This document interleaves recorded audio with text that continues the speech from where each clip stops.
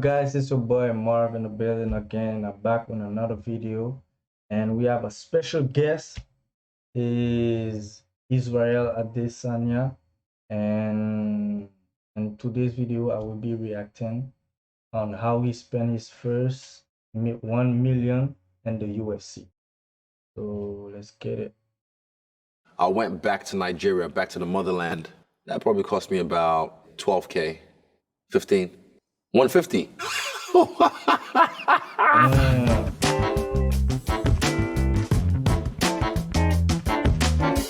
I was born in Lagos, Nigeria. I grew up quite well off. You know, my parents. Shout out to all my Nigerians who's living in the UK and France. Yes, shout out to them. Were successful business people. I had a pretty cushy life compared to most kids, so I had to learn how to stand on my own 2 feet a little later in life.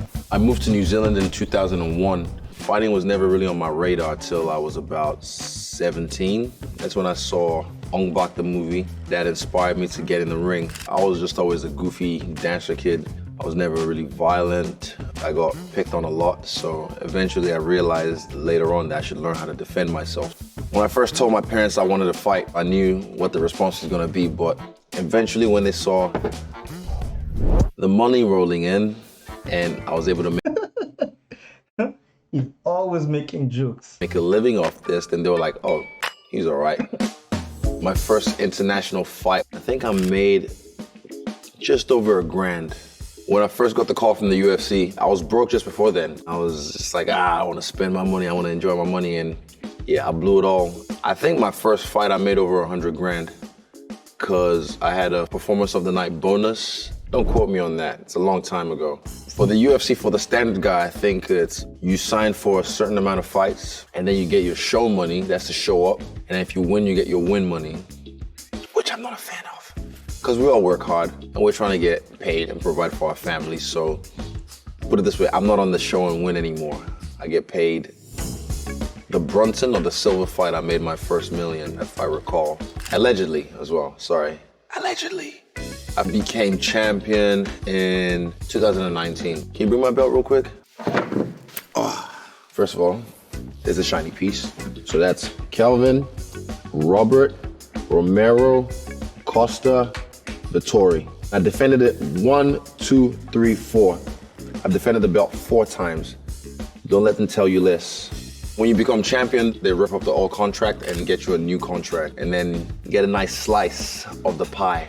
There's only one person I trust for my money, and that's my father. That's a lot of money on the table. A lot of money. Who else is gonna have your best interest at heart than the man who brought you into this world and raised you? You have guys in the basketball like Stephen Curry, Michael Jordan, their dad's involved in their careers, you know. My dad's He's right. He's definitely right. involved in my career, but not on the canvas, not in the cage, behind the scenes where it really counts, so that way I can make sure I stay broke and stay woke. So we've talked about how I made and saved my money. Now let's talk about how I spent my money. First thing was this chain. I believe it was this chain. Got it on a discounted price. So I think it was about 13 grand. I just got this like a week and a bit ago. And I've got like a Audemars Piguet coming next week. It's definitely over 200K. Raw oak skeleton. Quite like this though, they call this the presidential. I didn't really understand how it works. I thought you just go into a Rolex store and be like, oh, do you have one of these? Well, apparently there's a waiting list. It's like 8 to 12 months. And I was like, oh shit. I've probably spent over 500,000 on jewelry, but for my first million, I bought my first big chain for 13K. First chain, 13K.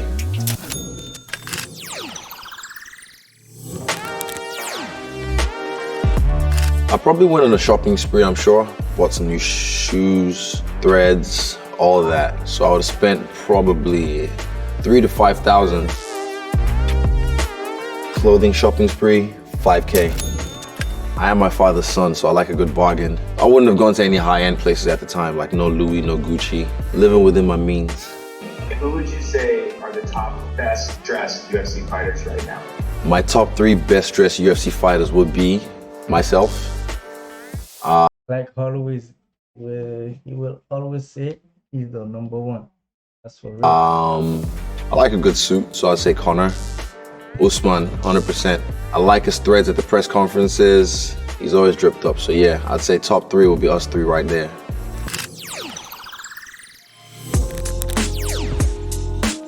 I did my back tat as a dragon, but it's not just your regular dragon, it's like a crocodile. It's in Japanese style. I call it kunda kinte. I don't know why yet, but my tattoos always reveal the significance to me later on in life. I just know he gets angry sometimes. And that makes me have to calm it down. I've got a friend who does my tattoo, so he does it at a discounted rate, but not discounted quality. Probably spent on that tattoo about $4,000. Back piece tattoo, about 4 to 5K.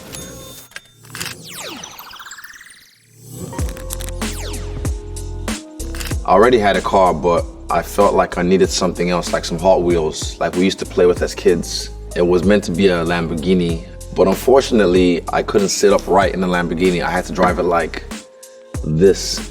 So I opted for a McLaren instead. So the car itself looks like a spitting image of Kurama, the nine-tailed demon fox from the series Naruto. So it was meant to be. That was my tailed beast. I named it Kurama as well, and that set me back about $500,000. So I say brand new McLaren, 500K.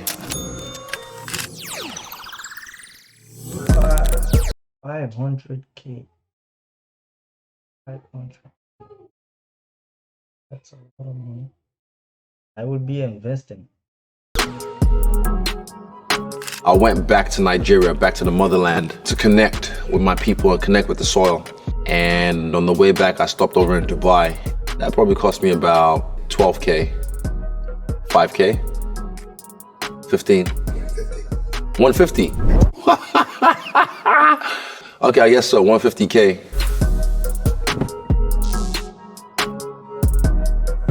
Nigeria is what you make of it. A beautiful but dangerous place, depending on who you know. Unfortunately, the people in power sometimes wrong the people, but at the core, our people are peaceful people, happy people, and very welcoming. So we need to bring power back to the people by distributing the wealth. In Dubai, I hung out with my mans Mo, shout out to Mohammed, and the other Mohammed. So that was a highlight of my trip, going to his palace and just exploring the desert as well on camelback. That was beautiful. So I haven't had much holidays since I've been working all the time, but it was nice to just kind of let my hair down. Vacation for friends and family, 150K.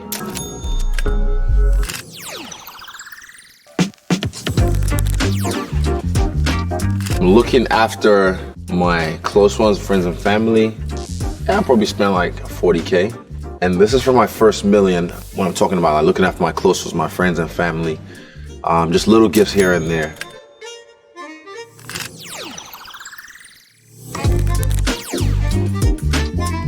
I built myself a home cinema. It's a project. Can you guys imagine? That's a lot of money on the table. Like, man is picking the money like this. Like, it does that. Projector that comes out of the roof through a lift. A screen that comes out of the roof as well through a lift. Curtains that close to darken the room. Surround sound speakers all over the living room. So it's quite hidden. So if you go in there, you won't really notice it.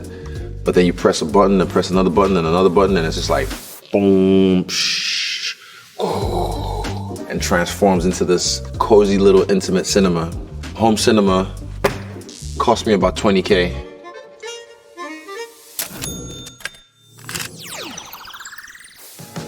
Home cinema, 20K.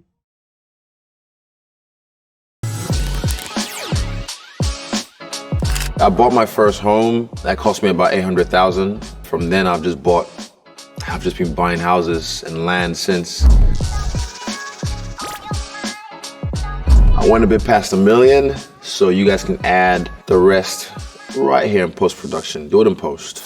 House, 800K. I think it's like 4, 5 bedrooms. I've upgraded it. It's definitely gone up in value. I was quite proud to be able to have my first house, and I'm glad I did so because I had someone I can call a home. Now I have these riffraffs living there We don't appreciate it. I do a lot for charity, but I don't normally broadcast it because I feel like that's kind of disingenuous when you do. And you're doing things for likes or for press, not really doing it from the heart or for love. My sister, who's a nurse, was telling me about the hospital needing beds. I donated like 20,000 just to help them out, and they got a few new beds, more than a few new beds. But also I do little things like paying for the gas of the person that's on number 7. You're definitely right. Don't do it for likes, do it for love. Do it for love. And then they don't know about it till they get to the counter, and then by the time they know, I'm gone. And if I do something for someone, I just tell them, hey, pass it on. Just pass it on to the next person. I never really regret how I spend money because I've realized this is all just, it's fugazi, it's garbage. I love it, but it's garbage at the end of the day. What I really value is how you spend time, because that's something I never get back. Time is really what it's about. A young kid comes up to me and asks for advice. What advice would I give him? Be like me and spend your money wisely. Pick who you surround yourself with. Make sure you're a valued member of the team. Thanks everyone for listening to me brag about how I spent my first million, and I'll see you guys in the octagon soon. Peace. Alright guys, this is it. Like, comment, subscribe, and share. Peace.